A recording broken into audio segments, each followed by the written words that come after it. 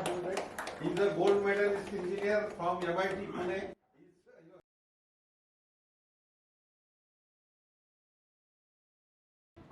If I handhold a person in concrete, I can within a period of 6 weeks, I can make him understand, resolve all things. You don't need me after that 6 weeks.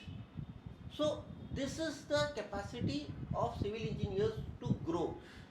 अभी sir ने और एक topic बहुत important छेड़ा यहाँ पर कि बहुत सारे लोगों को बेसिक इन्फॉर्मेशन नहीं होती. मेरे करियर में मैं बोलता हूँ 99% पीपल को जब भी मैं फर्स्ट टाइम मिला, रिलेटिवली फ्रेशर या एक सर्टन प्रैक्टिसिंग क्वालिटी इंजीनियर को भी मिला, उसको बेसिकली कंक्रीट का कोड का नंबर ही पता नहीं है. वो क्या बेचारा जाएगा और वो क्या करेगा, और जो एम्प्लॉइंग ऑर्गेनाइजेशन है या जो पीएम है, उन्होंने भी उतनी एफर्ट्स नहीं लिए ये समझने के लिए. जैसा भी सर बोल रहे हैं कि you need to take efforts. उनको क्वेश्चन अच्छे जो सर ने क्वेश्चंस किए वो there are very important questions to be put up at the interview level only. आप कैंडिडेट को सिलेक्ट कर रहे हो और उनको एक सर्टन बेसलाइन ही पता नहीं है. उसके पीछे जब मैंने थॉट ओवर दिया तो आहिस्ते आहिस्ते हमारा एजुकेशन सिस्टम जो है, पहले जो था वो पुल वाला सिस्टम था, जहाँ पर जो कैंडिडेट है वो अपने आप को पुल करता था सिस्टम में से पास होने के लिए. आजकल सारे के सारे पॉलिटिकल लेवल के लोगों के कॉलेजेस शुरू हो गए और पुश सिस्टम शुरू हो गया. कोई भी बंदा, कोई भी कॉलेज का जो पॉलिटिकल हेड है, वो नहीं चाहता है कि मेरे कॉलेज का नाम इसलिए खराब हो क्योंकि मेरा 90% रिजल्ट लगा या 95%. सबको 100% रिजल्ट ही चाहिए. So when you are pushing the person, project work, आप प्रोजेक्ट वर्क की क्वालिटी जाके देखो. I have completed. अभी सर आपने कहा कि हाँ, आपने कहा कि once he is not finding any work, वो एमई कंप्लीट कर लेता है, फिर कुछ नहीं हुआ तो प्रोफेसरशिप ले लेता है, फिर उसके बाद पीएचडी कंप्लीट करता है, एचओडी इस पे जाके बैठ जाता है. वो उसको सारा पता कुछ नहीं होता है, पता कुछ भी नहीं होता है. मैं एमई को गया, मतलब 2017 I took admission in ME. After 15-16 years of my successful career, मैं एमई कंस्ट्रक्शन मैनेजमेंट में गया. और what did I find? वहाँ पर they were not interested in teaching you. उनको सिर्फ आपको रिसोर्सेज देने थे, जिस रिसोर्सेज के को ग्रास्प करके आप निकल जाओ, पास हो जाओ. एम पूरा के पूरा जो टीचिंग स्टाफ का था वो उतना ही था कि give them resources which will help them clear the examination. Okay, अब वो एक पार्ट रह गया. उसके बाद में मेरा सेकंड स्ट्रगल शुरू हो गया मेरे प्रोजेक्ट वर्क के साथ में. सभी ने, जितना मेरे हमारे स्टाफ थे, एक तो पहले वो एक्सपेक्ट नहीं कर रहे थे कि मैं कॉलेज में आऊँगा, पहली चीज़, जो कि मैं बहुत इंटरेस्टिंगली जा रहा था. तो मेरे वजह से वो लोग डिलेमा में आ गए. मतलब कि अब ये बंदा आ रहा है तो हम लोग को क्लासेस शेड्यूल करना ही पड़ेंगे, लेना ही पड़ेंगे, सीरियसली करना ही पड़ेगा एजुकेशन. ठीक है, चलो वो एक इशू को पार करने के बाद मुझे प्रोजेक्ट वर्क की बात आई. तो because I am having a long career in concrete, वो अज्यूम कर लिया था सबने कि he will not do the project work. Literally they assumed it that he will not do the project work. वो कुछ ना कुछ लाएगा, सबमिट कर देगा. And when I sat in front of my HOD, मेरे लिए ये शॉकिंग एक्सपीरियंस था कि even he was thinking in the same way. So I had to tell him, sir मैं एमई कुछ ना कुछ रिसोर्स लेने के लिए आया हूँ, जस्ट फॉर मेरे नाम के आगे एमई सिविल लग जाए. मेरे को इंडस्ट्री में जाके किसी को बोलना नहीं है कि मैं एमई सिविल हूँ, मेरे को काम दो.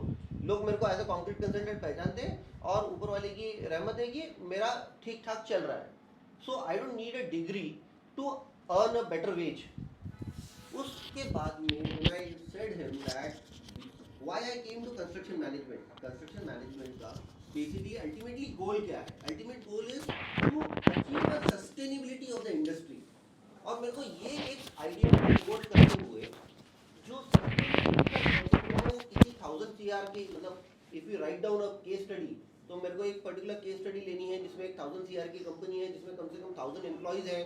अब ये कंपनी को कम से कम अगर मैं एक कोई टूल लगाऊं, if I try to develop a tool and if I apply that tool, I should be able to get certain advantage out of it, certain problem solving, क्योंकि मेरा पूरा करियर ही प्रॉब्लम सॉल्विंग में रहा है. And concrete is not so easy. हम लोग सबके सब, मतलब हमारा मिक्सर ड्राइवर भी प्रॉब्लम सॉल्व कर देता है, but easy solving the problem in a technically correct way. जब आप उतरते हो फील्ड पे तो there is so much into concrete, so much which needs to be understood.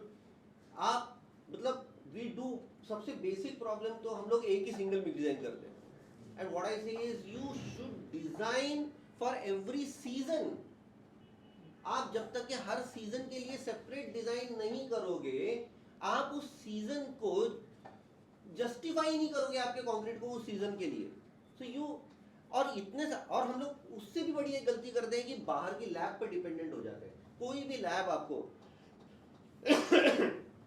Designing of something, designing of anything is not coming under the NABL criteria. बहुत सारा एक miss conception है मार्केट में कि हमको NABL की रिपोर्ट चाहिए, हमको लैब की रिपोर्ट इसलिए चाहिए क्योंकि NABL की रिपोर्ट है. NABL आता ही नहीं है मिक्स डिजाइन की रिपोर्ट पे, क्योंकि NABL सिर्फ और सिर्फ टेस्टिंग लैब को एक्रेडिटेशन देता है, वो डिजाइन्स के लिए एक्रेडिटेशन देता ही नहीं है.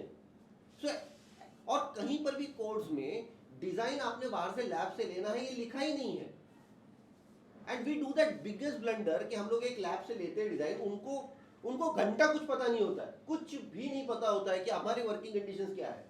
वो सीधा IS कोड लेते हैं. वहां पर जो डिजाइन इंजीनियर्स होते हैं कंक्रीट के, जो डिजाइन करते हैं, they themselves don't know concrete. उन्होंने सिर्फ उनके ट्रायल्स ही किए अपनी जिंदगी भर, पूरी जिंदगी भर उन्होंने कंक्रीट के ट्रायल्स किए हैं, सक्सेसफुली किए हैं. 70 mm के स्लम पर, 90 mm के स्लम पर ट्रायल्स किए उन्होंने.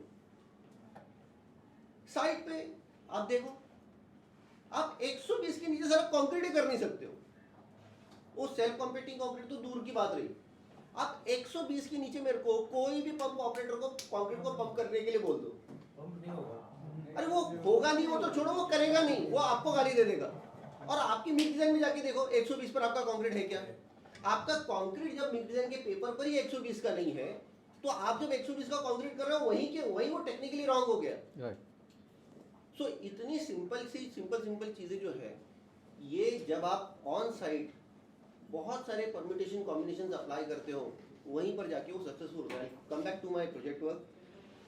When I sat in front of my HOD और उनको ये कहा कि जो ऑर्गेनाइजेशनल सस्टेनेबिलिटी है उसको लेकर के कुछ डेवलप करना है, and I need to do some inquisite work related to a management concept. तो वो टाइम तक के मैंने मेरा रिसर्च वर्क किया था. जो टोयोटा प्रोडक्शन सिस्टम है, जिसमें से लीन फॉर कंस्ट्रक्शन का कंसेप्ट निकले हैं, वो लीन के कंसेप्ट्स में साल 2000 के बाद में एक माइक रॉथर करके एक ये थे एकेडमिशियन थे जो टोयोटा प्रोडक्शन सिस्टम फिर से स्टडी करने के लिए गए, and he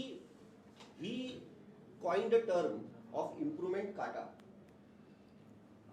So that improvement kata is going from one goal to another goal, and you continuously improve while going so that you reach the other goal in the most streamlined way.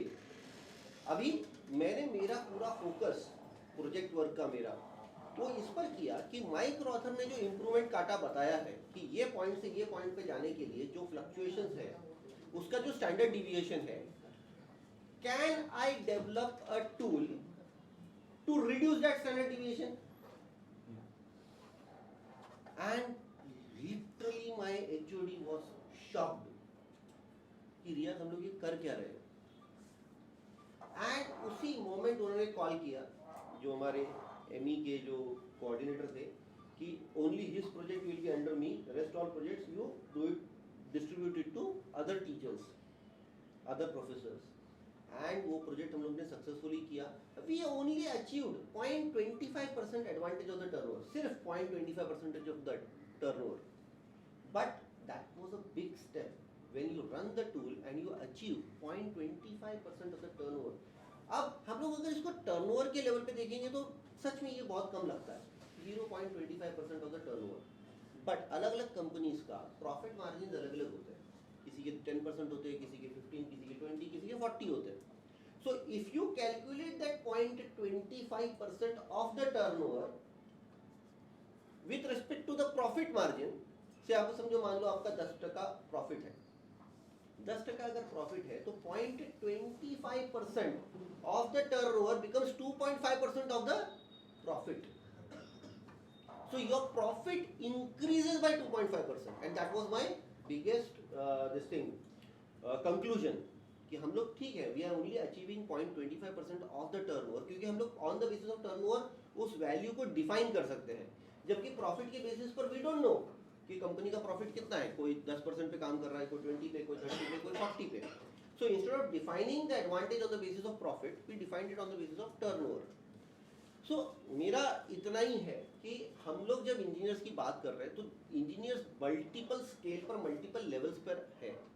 हर एक की खुद की भी जिम्मेदारी है खुद को grow करना और खुद को सबसे एसोसिएट करना. जैसे सर ने भी शुरुआत की बात जो बोली, जब मैं आया उस टाइम पे, जब मैंने पहली बात उनकी सुनी कि we should take our time, come to meetings and at least discuss on a common forum. तभी जो सर ने बोला उस चीज़ को एक हकीकत का जो ये है स्ट्रक्चर है वो कब मिलेगा, व्हेन पीपल आउट ऑफ माथाटी लोग कलेक्ट नहीं होते हैं क्या उनके खुद की मीटिंग्स के लिए, कलेक्ट होते हैं, ऑर्गेनाइजेशनल सेटअप्स है उनके, वो कलेक्ट होते हैं, बट कहीं ना कहीं वो एक फ्लैट लेवल ऑर्गेनाइजेशन है. We are a differential level organisation. इसके अपने चैलेंजेस रहेंगे. शायद उस चैलेंजेस की वजह से अभी तक की एसोसिएशन नहीं बना. मेरी खुद की दिल की बहुत बड़ी ख्वाहिश है कि हम लोग सच में एक स्ट्रक्चरल लेवल पे आए